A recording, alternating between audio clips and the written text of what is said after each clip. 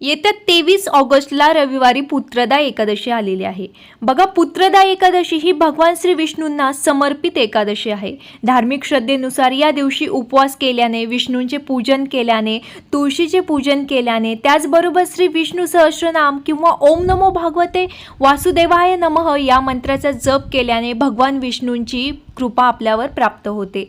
विशेष करून बघा, ही एकादशी जी आहे ती संतती, सुख, कुटुंबाचे कल्याण आणि मनोकामना पूर्ण होण्यासाठी खूप महत्त्वाची आहे। पुत्रदा एकादशी ही वर्षातून 2 वेळा येते। पहिली श्रावण महिन्यात आणि दुसरी पौष महिन्यामध्ये येते। श्रावण महिन्यात येणाऱ्या पुत्रदा एकादशीला विशेष महत्त्व आहे। बघा, एकादशी तिथी भगवान श्री विष्णूंना समर्पित आहे।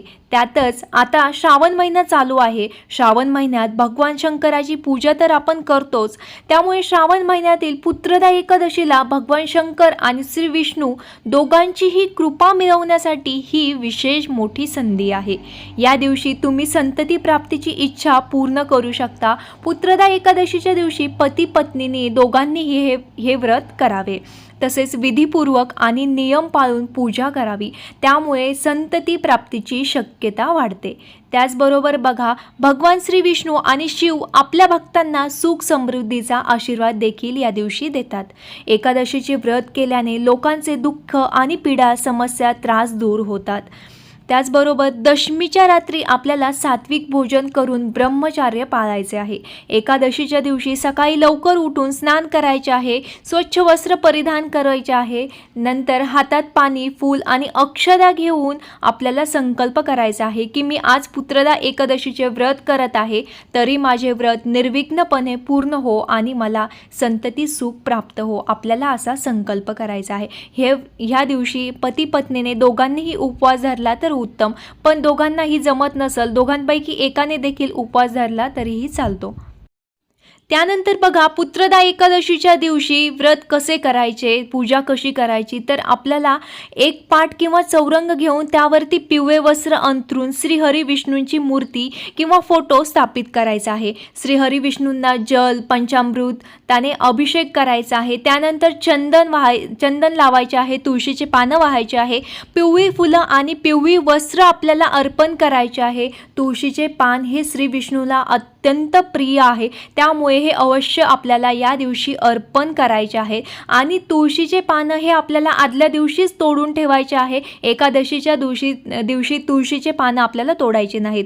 बघा, त्यानंतर ओम नमो भगवते वासुदेवाय नमः या मंत्राचा जप करायचा आहे। शक्य झालं तर आपल्याला दिवसभर मनातल्या मनात देखील हा मंत्र म्हणत राहायचा आहे। ओम नमो भगवते वासुदेवाय नमः हा मंत्राचा जप आपल्याला चालूच ठेवायचा आहे। त्यानंतर बघा, पूजा झाल्यावर पुत्रदा एकादशीची कथा वाचायची आहे किंवा ऐकायची आहे। हे ऐकल्याने हे व्रताचे पूर्ण फळ मिळते असे मानले जाते। त्यानंतर बघा, श्री विष्णू सहस्रनाम किंवा विष्णू स्तोत्राचे पठण करावे।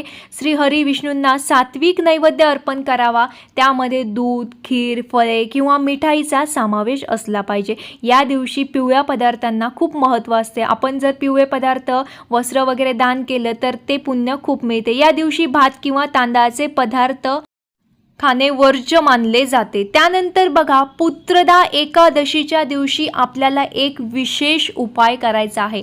हा उपाय नक्की आपल्याला करायचा आहे। बघा, कोणता उपाय आहे तो मी सांगते। संतती प्राप्तीसाठी काही विशेष उपाय केले जातात। पुत्रदा एकादशीच्या दिवशी गरजूंना किंवा ब्राह्मणांना अन्न दान करा, वस्त्र दान करा किंवा पैसे दान करणे देखील शुभ मानले जाते। गाईला हिरवा चारा किंवा गूळ पोळी खाऊ घाला, या दिवशी खूप लाभदायक मानले जाते। या दिवशी पिंपळाच्या झाडाला पाणी अर्पण करून त्याची पूजा केल्यास सकारात्मक परिणाम दिसून येतात। संध्याकाळी तुळशीच्या रोपाजवळ म्हणजे तुळशीजवळ दिवा लावून तिची पूजा केल्यास भगवान विष्णू आणि लक्ष्मी प्रसन्न होतात। ही गोष्ट आपल्याला जरूर करायची आहे। त्यानंतर बघा, या सर्व जे विधी आहेत त्या उपायांनी पुत्रदा एकादशीचे व्रत पूर्ण केल्यास भगवान श्री विष्णूंची कृपा आपल्याला प्राप्त होते। आपले जे संततीची जी इच्छा आहे ती नक्की पूर्ण होते। अशा पद्धतीने आपल्याला पुत्रदा एकादशीच्या दिवशी हे व्रत आणि विधी करायचे आहेत। तुमची मनोकामना नक्की नक्कीच पूर्ण होईल. व्हिडिओ आवडला असेल तर लाईक करा, शेअर करा आणि चॅनलला सबस्क्राईब करा. श्री स्वामी समर्थ.